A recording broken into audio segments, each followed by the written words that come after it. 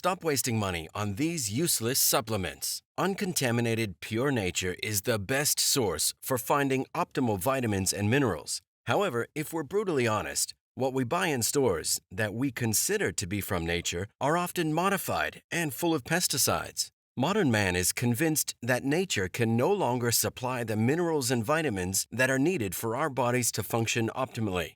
Bottles and bottles of pills have become part of the average person's staple diet. Therefore, we run to the local store or pharmacy to buy supplements to enhance our performance and, in our mind, strengthen our immune systems. How does one decide which supplements your body needs? Is there really a multivitamin that can do everything for us? When we open this can of worms, or should we rather say bottle of supplements, it can be completely overwhelming. Although there is surely a place for supplements in the lives of health-conscious individuals, it's also true that many of us waste a lot of money on useless supplements. The supplement industry has exploded, bringing in millions of dollars annually all across the globe. Many of us base our purchase of vitamins on hearsay without finding out if the medical facts support this. The most common problem with supplements is dosage. More often than not, the vitamin itself can be beneficial, but the dosage is too low to make a real impact. On the other hand, when you overuse supplements, they can even become harmful. Some types of vitamins that are water-soluble are simply excreted through urine. You are literally peeing away your money on a daily basis. Calcium supplements. Everybody has always known that calcium is good for the development of strong bones. Drink your milk, they said. It's true that you need calcium for strong bones as it forms part of the bone structure. The problem with calcium supplements is that one cannot guarantee that calcium will go to your bones. More often than not, it'll be deposited in the bloodstream, where it can do the opposite you expect it to. It can weaken the bones, create kidney stones, and interfere with the workings of the heart and the brain.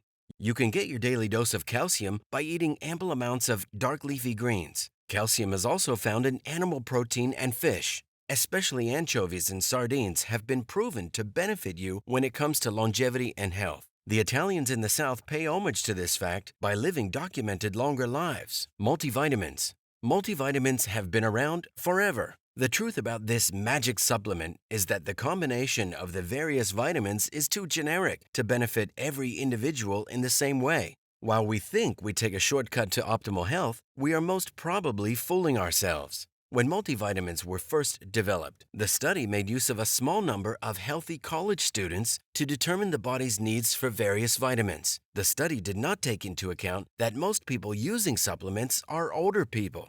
In addition, the diets of people worldwide differ vastly. Also, the minimum required amount of each vitamin is something completely different from what amount is needed for optimal health. An excellent example is the daily required amount of vitamin D.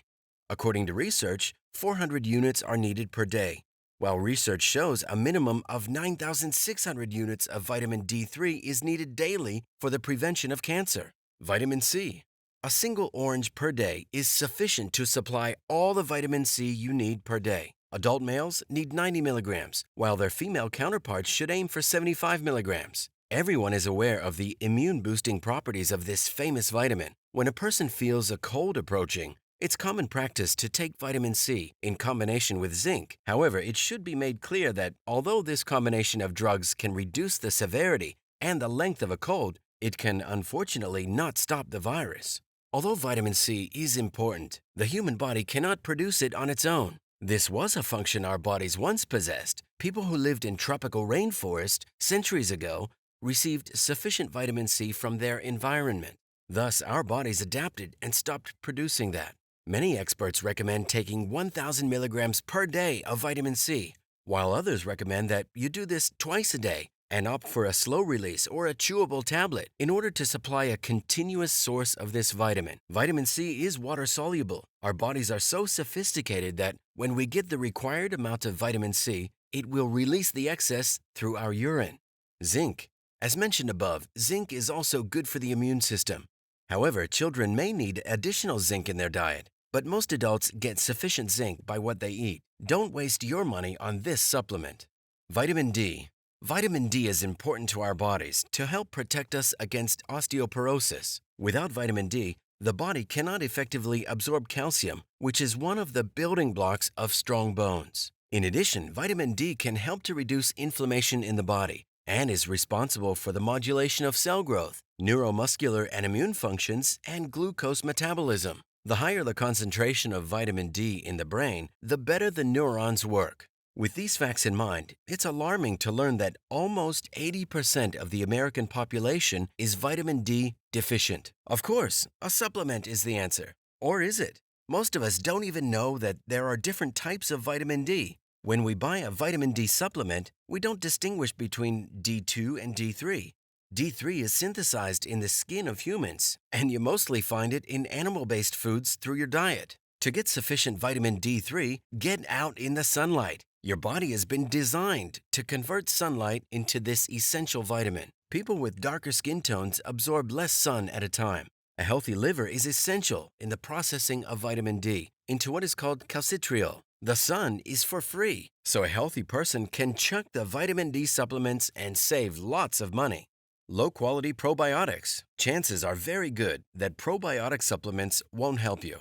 Every person's microbiome, which is in fact the collection of bacteria in your body, is different. Each individual has a delicate balance to maintain. In this case, what's good for the goose may not be good for the gander. Chances are that this supplement does not make it past the acid in your stomach to populate the gut biome. If the probiotics don't have a special protective coating, they may never reach the intended destination. As many of the probiotics are not native to the gut, they'll likely leave the body after a few weeks. Therefore, expensive, continuous maintenance is needed with very little supportive evidence that it will actually benefit your body. Fermented foods like yogurt and kombucha contain natural sources of good bacteria or probiotics and should form a part of your balanced diet. In conclusion, a perfectly well-balanced diet still remains the best way to get all the nutrients you need. A medical doctor can diagnose a vitamin deficiency and then prescribe some medicine to deal with the deficit. People who live on diets that are limited due to socioeconomic conditions or allergies and food intolerances may need some supplements. Surely this video was insightful and may save you some money. Share your comments and subscribe today. See you in our next video.